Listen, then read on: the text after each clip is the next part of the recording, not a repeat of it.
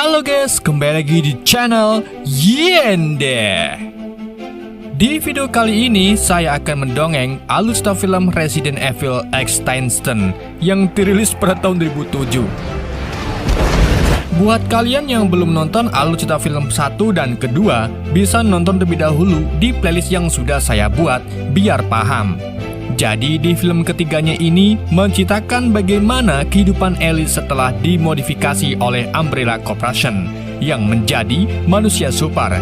Ia juga harus menghadapi para zombie yang kini virusnya sudah menyebar ke seluruh dunia serta makhluk-makhluk yang kini bermutasi. Bagaimana keseruan ceritanya? Daripada penasaran, mari kita simak alur ceritanya.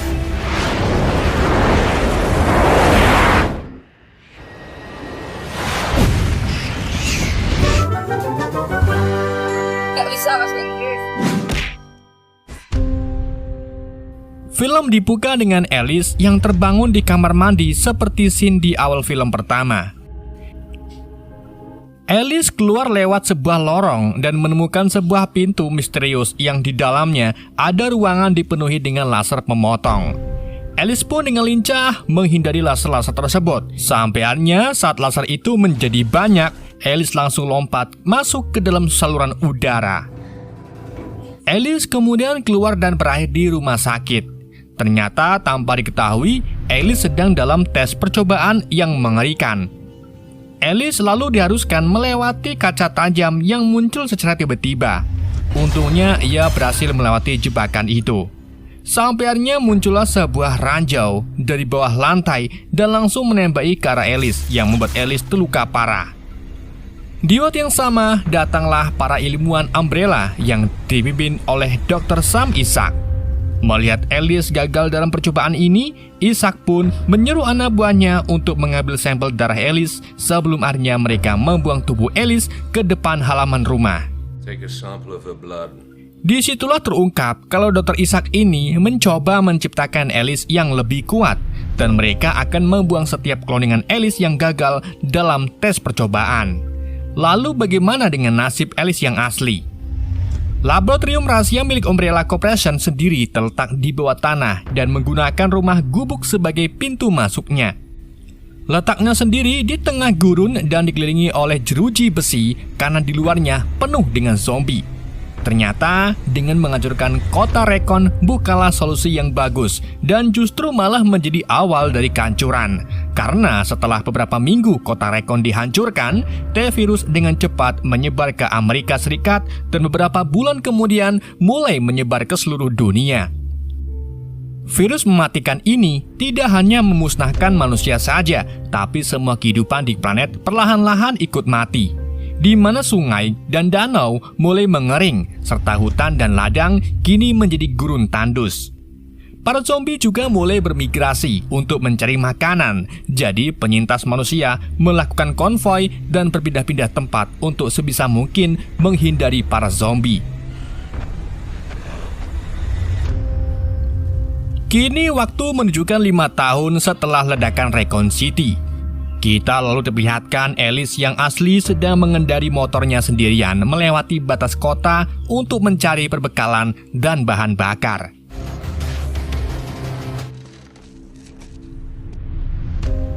Saat Ellis memasuki sebuah bangunan terbengkelai, ia melihat ibu-ibu sedang menangis sambil meminta bantuan untuk bayinya.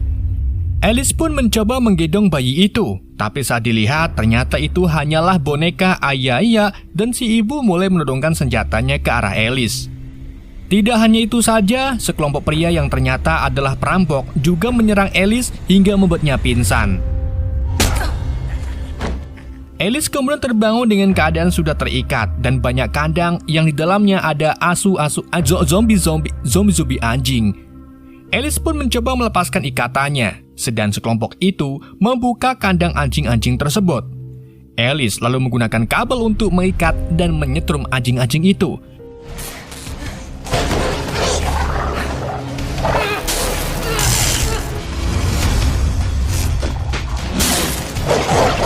Namun lama-kelamaan, soko di ruangan itu amblas sehingga Ellis memiliki kesempatan untuk memancing anjing-anjing itu ke arah para perampok dan menyerang mereka. sedangkan Alice berhasil melarikan diri.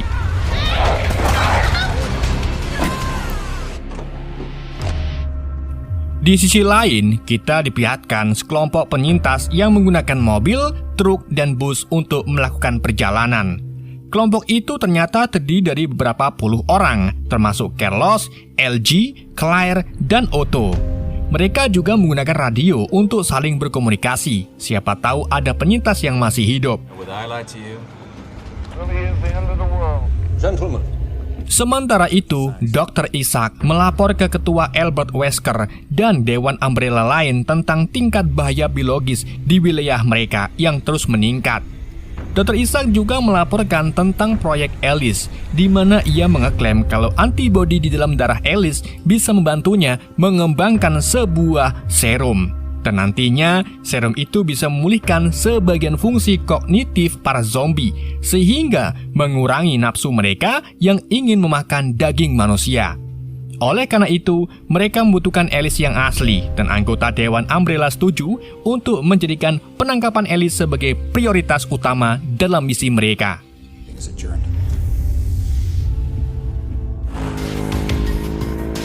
Dikarenakan bensin tinggal seperapat, Alice kemudian mendek di pom bensin terbengkelai. Tapi di sana ia melihat salah satu zombie dan untuk menyingkirkannya, Alice memanah zombie tersebut dengan tulupan. Ketika Alice hendak mengisi bensinnya, ternyata pom itu kosong. Alhasil Alice pun memilih masuk ke dalam toko, siapa tahu ada gorengan yang bisa untuk dimakan. Tetapi lagi-lagi, bukannya gorengan yang Alice temukan, ia malah menemukan sebuah pintu yang di dalamnya terdapat mayat busuk serta sebuah buku harian. Alice pun segera mengambil buku tersebut dan pergi keluar dari sana. Disitulah Alice melihat seekor burung gagak yang sedang memakan zombie yang tadi Alice bunuh. Tentunya itu akan berdampak buruk karena daging zombie sudah terinfeksi dan akan menular ke burung tersebut.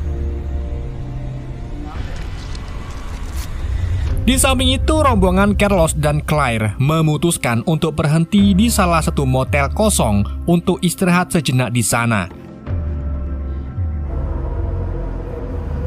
Tapi sebelum itu, Carlos dan LG masuk ke dalam untuk mengecek apakah ada Wowo di sana.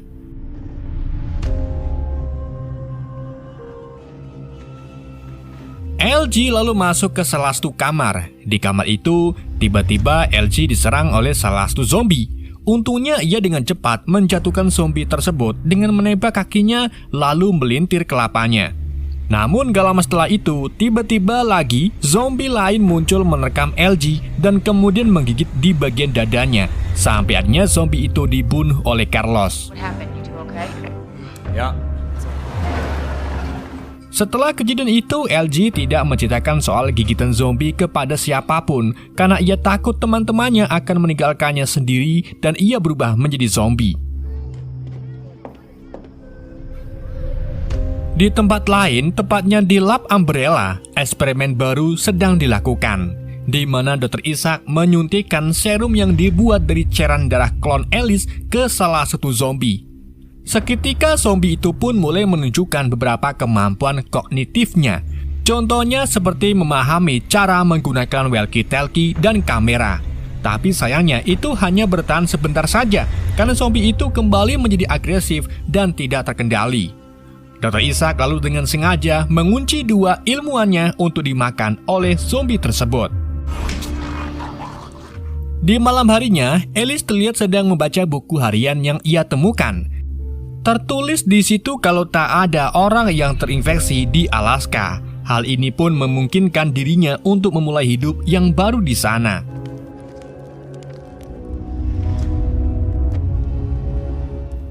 Bersamaan itu, Dr. Isaac sedang mengaktifkan klon baru Alice.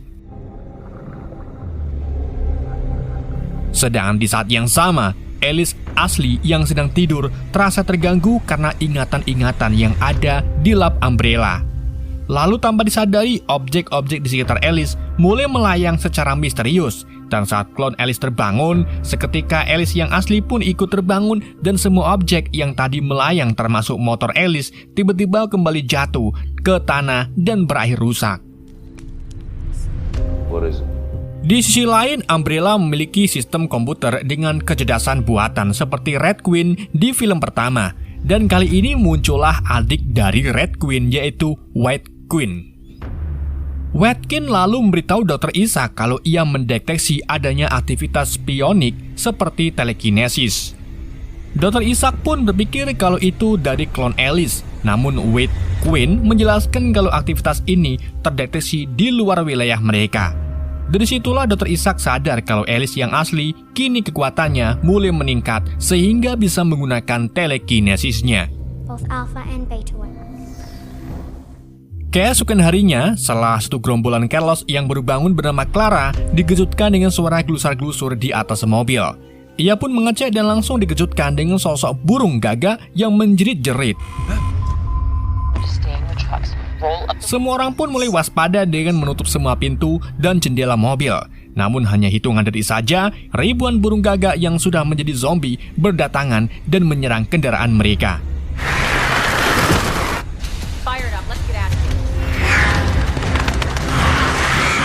Carlos dan yang lain pun memutuskan untuk pergi, tapi mobil yang dikendari oleh LG dan Betty terjebak di pasir. Jadi keduanya pun segera lari masuk ke dalam bus. Namun saat bus akan jalan, bus itu menabrak tiang sehingga bus itu tidak bisa melanjutkan perjalanannya. Alhasil, semua penumpang bus pun dievakuasi ke salah satu truk. Akan tapi selama prosesnya, beberapa orang terbunuh oleh serangan burung gagak, termasuk Otto dan Betty.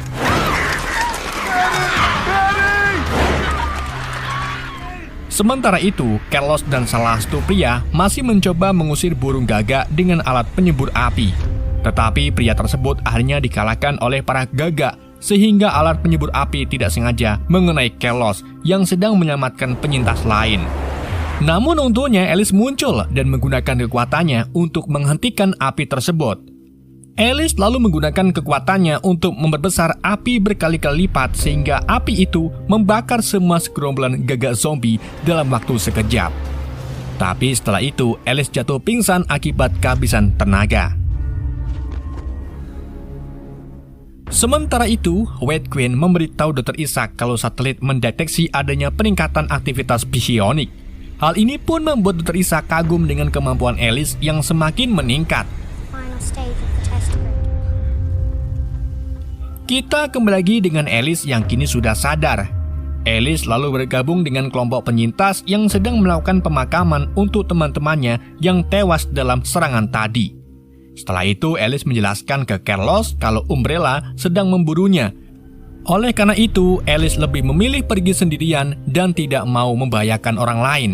Sebelumnya, Alice juga sudah menyelinap ke markas Umbrella, meretas komputer, dan mengunduh lintasan satelit agar Alice ini bisa selalu jauh dari area jangkauan mereka. Bersama dengan itu, Dr. Isaac menggunakan satelit untuk melacak keberadaan Alice dan menemukan Alice dengan keakuratan 62%. Jadi Dr. Isaac segera memberitahu ketua Wesker untuk secepat mungkin menyiapkan tim untuk menangkap Alice. Namun Wesker tidak mau ambil resiko karena keakuratan satelit belum mencapai 100%, dan untuk mengambil keputusan ini harus dilakukan rapat komit para petinggi Umbrella. Di samping itu, Alice menunjukkan buku harian yang berisi tentang Alaska ke Claire serta yang lain. Meskipun hanya lewat buku harian, Alice sangat yakin kalau Alaska satu-satunya tempat yang bebas dari infeksi, dan mereka harus ke sana untuk memulai hidup yang baru. Namun di sini Claire ragu-ragu, bukan karena Claire tidak mau, tapi ia tidak mau memberi harapan ke yang lain, karena mereka belum tentu bisa mencapai Alaska, dan masih belum tahu apa yang akan terjadi ke depannya. Sedangkan Carlos setuju untuk pergi ke Alaska karena semakin kesini banyak nyawa yang dikorbankan dan mereka butuh harapan baru. Alhasil Claire pun memutuskan untuk melakukan voting dan hasilnya banyak anggota yang setuju untuk memilih pergi ke Alaska.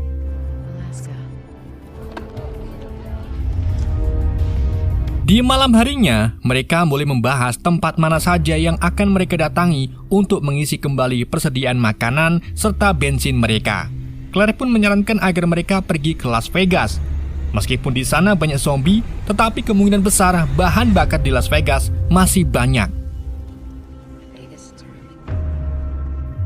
Scene lalu beralih ke Dr. Isaac yang membuat perintah palsu menggunakan rekaman suara ketua. Karena ketua Wesker sampai saat ini belum ada perintah untuk penangkapan Alice. Dalam suara palsu itu, Dr. Isaac membuat seolah-olah Dewan Umbrella menginstruksikan agar segera mengambil tindakan penangkapan Alice serta seluruh kendali dialihkan ke Dr. Isaac. Dr. Isaac's order. Setelah membuat laporan palsu, Dr. Isaac langsung pergi mencari Alice dengan menaiki helikopter yang salah satunya membawa sebuah box kontainer. Di sisi lain, gerombolan Alice, Carlos, serta yang lain sedang dalam perjalanan menuju Las Vegas. Sesampai di Las Vegas, mereka dikejutkan dengan kondisi kota Las Vegas yang ternyata sudah tertimbun pasir. Namun yang bikin mereka aneh, di kota itu sama sekali tidak ada zombie. Alice pun menyimpulkan kalau para zombie di sini kemungkinan sudah musnah dimakan oleh burung-burung gagak.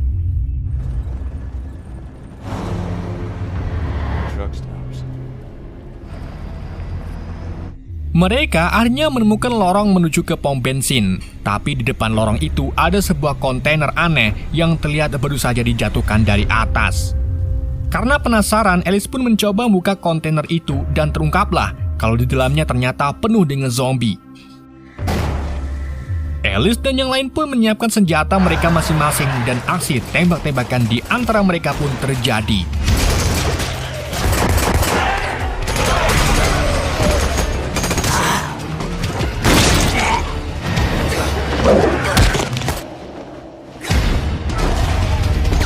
Sementara itu, Dr. Isaac diam-diam memantau Alice dari salah satu atap gedung dan ternyata dialah yang membawa zombie-zombie itu ke sini.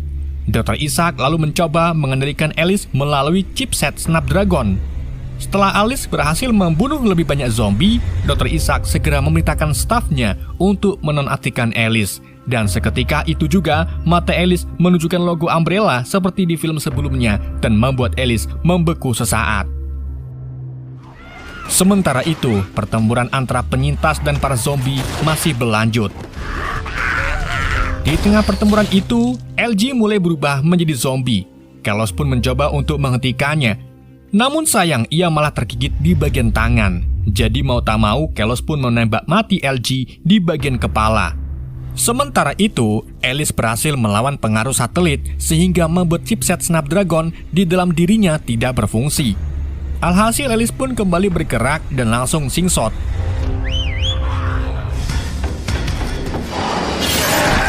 Setelah membunuh zombie-zombie tersisa, Alice menuju ke para karyawan Umbrella di atas gedung. Alhasil Dr. Isaac dan yang lainnya pun sebisa mungkin mencoba untuk menghentikannya. Tapi ternyata metode lama sudah tidak bisa lagi untuk mengendalikan Alice. Alhasil, Alice pun langsung menembaki para karyawan Umbrella, sedang Dr. Isaac yang mau naik helikopter tiba-tiba digigit oleh para zombie. Meskipun begitu, ia masih bisa melarikan diri menggunakan helikopter. Setelah Isaac pergi, Alice kemudian menggunakan komputer yang ditinggalkan Dr. Isaac dan melacak kemana helikopter itu pergi. Singkat cerita, Dr. Isaac sampai di lab bawah tanah dan segera menyuntikkan dirinya sendiri dengan puluhan botol obat penawar. Bersamaan itu, salah satu anggota komit muncul dan memutuskan untuk membunuh Dr. Isaac karena sudah melanggar perintah seenaknya. Tapi setelah Isaac tertembak, ia tiba-tiba bangun lagi dan memiliki tentakel untuk menyerang orang-orang di laboratorium. Di samping itu, Alice, Carlos, dan para penyintas yang selamat akhirnya sampai di area lab Umbrella yang dikelilingi oleh sekumpulan zombie. Di situ, Carlos mulai merasakan tanda-tanda dirinya terinfeksi. Alice pun meyakinkan Carlos untuk bersabar karena dirinya akan cepat-cepat mendapatkan obat penawarnya. Namun Carlos sadar kalau itu sudah terlambat dan memutuskan untuk mengorbankan dirinya. Sebelum melancarkan aksinya, Carlos mengucapkan selamat perpisahan kepada penyintas lain. Setelah itu, ia mengendarai truk bermuatan bahan bakar melaju ke arah segerombolan zombie.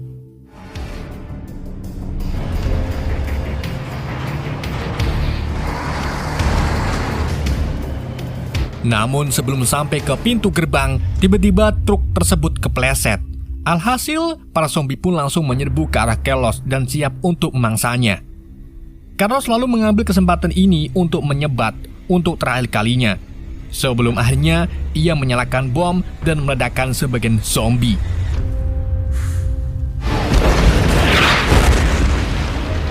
Setelah ledakan mereda, Ellis, Claire, dan yang lain masuk ke area Umbrella. Ellis lalu menyuruh yang lain agar masuk ke dalam helikopter dan melarikan diri. Sedangkan dirinya menolak untuk ikut karena masih ada urusan.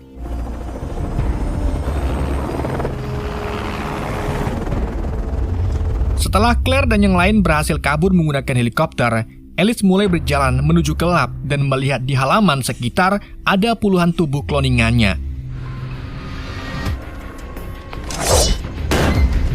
Ellis pun langsung masuk ke dalam lab bawah tanah dan menelusuri seluruh lab yang sudah berantakan.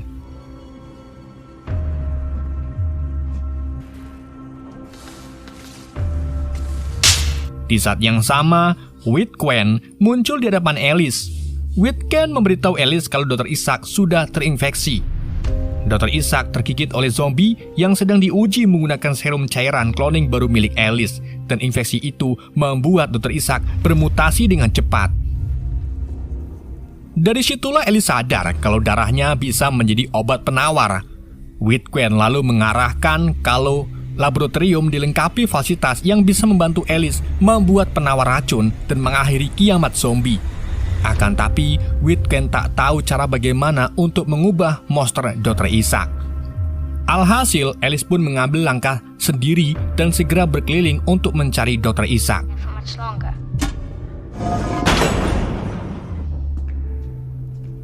Ketika Ellis tiba di salah satu ruangan, ia menemukan kloningannya sendiri yang masih di dalam bak mangkuk transparan berisi cairan.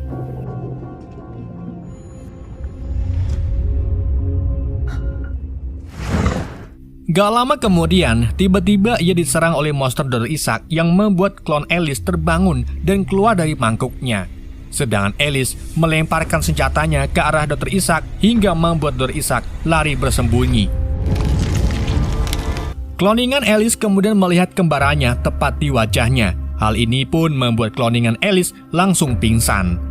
Sementara Ellis yang asli lanjut pergi mencari Dr. Isaac. Ellis lalu berakhir masuk ke sebuah ruangan yang sudah didesain sama persis di rumah besar yang ada di film pertama. Dan disitulah ia bertemu kembali dengan monster Isaac. Kini pertarungan antara kedua pun terjadi. Karena kekuatannya yang tak main-main, Ellis pun kewalahan untuk menyingkirkan monster tersebut. Bahkan tubuh Dr. Isaac dengan cepat beregenerasi, sehingga jika Ellis melukainya, maka luka itu langsung sembuh seketika. Dr. Isaac kemudian mengeluarkan tentakelnya yang panjang untuk mencekik Ellis. Ellis pun meraih parangnya dan memotong tentakel Dr. Isaac. Monster itu lalu kembali menggunakan tentakelnya, namun Ellis berhasil menahan menggunakan kekuatannya dan mendorong si monster hingga terlempar cukup jauh. Tapi Dr. Isaac justru malah menjadi lebih kuat dan melempar Ellis sangat jauh tanpa menyentuh.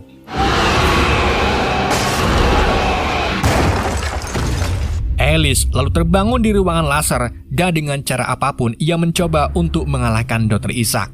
Sampai akhirnya laser mulai aktif dan memotong tubuh Dr. Isaac menjadi beberapa bagian. Laser itu juga berhenti tepat sebelum mengenai tubuh Ellis dan ternyata yang mengaktifkan sistem laser itu adalah kloningan Ellis. Tak lama kemudian, Dewan-Dewan Umbrella Corporation mencoba menghubungi lab di stasiun Amerika Utara, tapi tidak ada yang menjawabnya. Jadi ketua Wesker menganggap kalau mereka sudah hilang dan penelitian tentang Ellis akan tetap berlanjut, tapi di bawah pengawasan Wesker langsung. Ketika mereka hendak menutup rapat, tiba-tiba hologram Ellis muncul di ruangan rapat, di mana Ellis melaporkan kalau ia sudah dekat bersama teman barunya. Ternyata teman baru yang dimaksud Ellis adalah kloningannya sendiri. Namun tidak hanya satu, melainkan ribuan kloning Alice yang sudah siap menyelamatkan dunia dari kehancuran, dan film pun bersambung.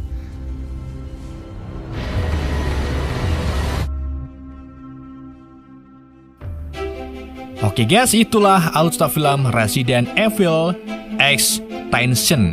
Semoga kalian terhibur dengan alur cerita yang saya bawakan. Mohon maaf jika ada kesalahan dalam penyampaiannya.